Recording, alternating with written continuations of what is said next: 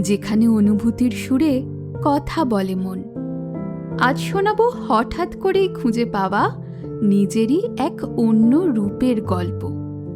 জল শুধু জল নয়। কলমে ও কণ্ঠে দেবস্মিতা। একদিন সন্ধেবেলা বন্ধুদের আড্ডার মাঝে হঠাৎ এক বন্ধু হেসে বলে উঠল, তুই না পুরো জলের মতো, যে পাত্রে রাখা হবে সেই পাত্রেরই আকার ধারণ করবি। তখন বাকিদের হাসির রোলে কথাটার গভীরতা ঢাকা পড়ে গিয়েছিল ঠিকই, কিন্তু বাড়ি ফিরে যখন একা হলাম কথাটা মনে পড়তে কেমন যেন একটু কুঁকড়ে গেলাম।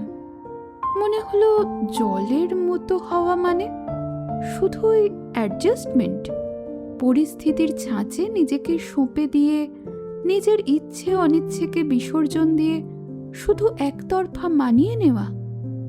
কিন্তু তারপর যখন গভীরভাবে ভেবে দেখলাম তখন বুঝলাম না, জলের প্রকৃতি তো শুধু মানিয়ে নেওয়ার নয়। জলকে যদি তার নিজের মতো করে বইতে দেওয়া হয়, সে স্বাধীন, সে মুক্ত।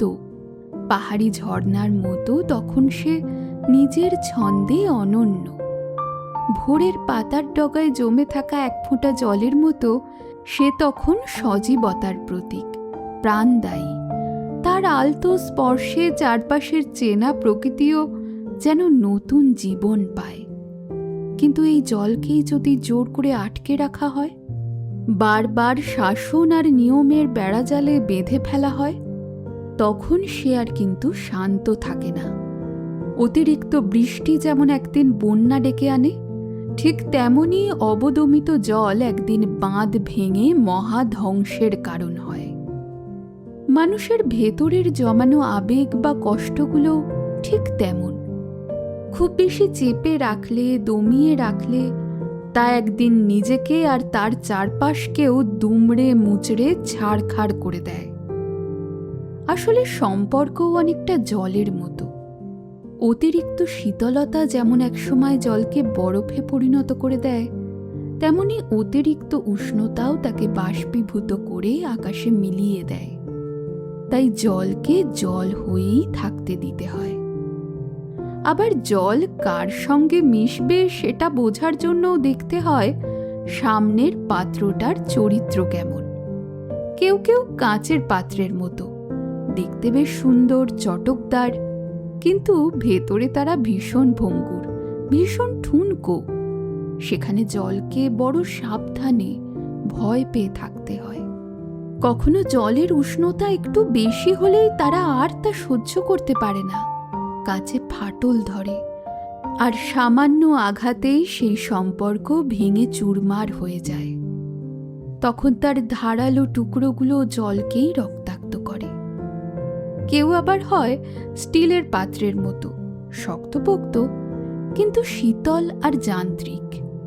সেখানে কোনো ওম থাকে না, কোনো নিবিড় অনুভূতি থাকে না। জল ঠান্ডা হোক বা গরম, সে সব কিছুই নির্বিকারভাবে সহ্য করে যায়। কিন্তু মাটির পাত্র, সে একেবারে আলাদা। সে শান্ত, বিনয়ী, যাকে আমরা এক কথায় বলি ডাউন টু আর্থ। মাটি জলকে পরম মমতায় আগলে রাখে, তার চারপাশের উত্তাপটুকু শুষে নিয়ে তাকে ঠান্ডা রাখে। তাই মাটির মতো সহজ মানুষের সাথেই জল মন খুলে মিশতে পারে। মাটি যেমন জলে মেশে, জলও তেমনি মাটিতে মিশে যেতে পারে অবলীলায়। তাই কারোর জীবনে জল হতে গেলে অপর প্রান্তের মানুষটার মাটি হওয়া খুব প্রয়োজন। তখন সেই সম্পর্কে থাকে না কোনো অহংকার, থাকে এক অদ্ভুত স্নিগ্ধতা, নিশ্চিন্ত এক স্থায়িত্ব। আজকের এই চেনা দিনে দাঁড়িয়ে আপনার জীবনেও কি এমন কোনো মাটির পাত্রের মতো মানুষ আছে, যার সামনে কোনো রকম ছদ্মবেশ ছাড়া আপনি একেবারে নিজের মতো করে থাকতে পারেন? তবে সেই সুন্দর অনুভূতির গল্পটা আজ আমাদের সঙ্গে ভাগ করে নিতে পারেন। এমনই কিছু অনুভূতির গল্প, কিছু না বলা কথা আর মনের ভেতরে লুকিয়ে থাকা সুর নিয়ে আবার আসবো আপনাদের কাছে।